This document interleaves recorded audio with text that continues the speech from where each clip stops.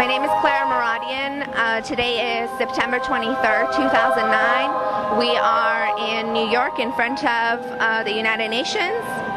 I give my consent for you to videotape me and put this video on YouTube.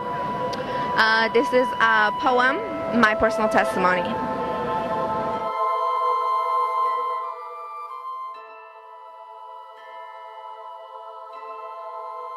Let the world turn their backs, for even if they do, and even if the guilty walk free today, my truth does not disappear. I'm here to testify. Let the world shut their ears or stand apathetically watching, refuse to answer my calls, ignore or ridicule me. I confess. When the reports of systematic rape of teenage boys and girls arrive on my computer screen, when the overwhelming sense of helplessness catches on like a virus by an overdose of YouTube screens, overcoming gravity seems much more sensible than carrying on. I feel awfully heavy. I'm here to speak the truth. The kind of truth that twists and turns in my stomach like clay, takes the shape of sharp multilateral knives, cuts my flesh, the kind of truth that erupts like a volcano, explosions of acid in my being, burning in my throat, chokes my need to say ignorance is bliss. The kind of truth that bleeds through hopes, leaves tire track prints through my sleepless nights of following news reports, weaves into my dreams and manifests into nightmares of strangers asking for mercy. The kind of truth that is triggered like a roadside bomb, for before I could answer where is their vote, I ended up asking where are their bodies. I'm here to speak my truth, and the guilty may walk free today, but not for long. And in the meantime, I pace up and down for justice like the mothers outside Evin 209, pace frantically, desperate to hear from their innocent children. But just because I'm waiting does not mean I will remain silent, for I'm going to shout. I will shout the truth until someone hears me. I will paint the picture, the guilty, until you are identified. I will point you out until they unmask you. I will write, speak, shout, cry, even scream. Defend my truth with every fiber of my being. You cannot stop me. I'm going to grow bigger and bigger like a dying star ready to explode. I will spread the truth until the world is forced to open their eyes, until the world can no longer shake hands with you without being guilty. This stage is my court of law. I represent one of many, one too many. I'm just one from thousands and thousands and thousands. They say that when the atom bomb was dropped, those who lived even kilometers away suffered the same. At times, vicarious vision can be blinding. I'm a witness. I witnessed my mother and father. They were blindfolded as witnesses in black execution fabrics and the scare tactics of 1980s, lying in coffin boxes, their prison stories printed in the back of my eyelashes.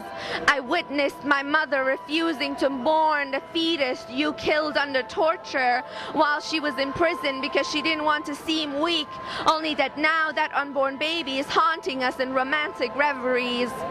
I witnessed my mother clutching to her womb, trying to protect me as they beat her, didn't allow her to bathe, to eat, to sleep. She didn't want to lose me. And prison terms are not passed on through genes, but how free is a child of a prisoner? I witnessed the Iran that the regime of the Islamic Republic created, and I would like to think that you and I do not originate from the same earth. I would like to think that you and I do not originate from the same earth. I would like to think that the blood that runs through me, the humanity that makes me human, makes you a monster.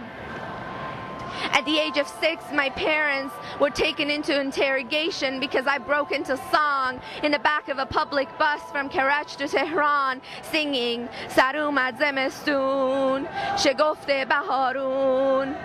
While my parents were in custody, I was taken into a back room and questioned about the company we keep, about the songs we sing and meetings we hold.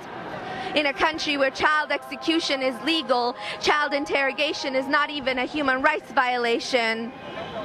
At the young age of 6, I learned that I really didn't have some 25 uncles and 33 aunts and 55 cousins and so on. I confess I gave away more information than my parents would under torture, and my guilt grew like a parasite worm inside of my belly and began eating me alive. But you are the guilty one. You kicked your boots into my father's face and broke his jawbones, and though he never once complained about the 18 months he nearly starved to death, his tilted, stern expression when I fix his tie in the mornings, his permanent disfiguration, reminds me that you walk unpunished and he walks with history written on his body. I have witnessed refugee homes and running away and hiding at the age of 9, and displaced hearts and living in exile and being without uncles and aunts and grandparents and mother tongues, and even in a free land still being fearful because of the threat of your trigger, for you have killed many of us while in refuge. I will not let my unborn babies carry your guilt on their shoulders. My memories, the knowledge of my parents' failed revolution should not be their burden and travesty. So even if you walk free today, don't forget to remember that I will keep on shouting and shouting. Someone will hear me. The blind will begin to see the picture I'm painting, and when my babies are born, I know which way the pendulum of history will swing. Your time is ending.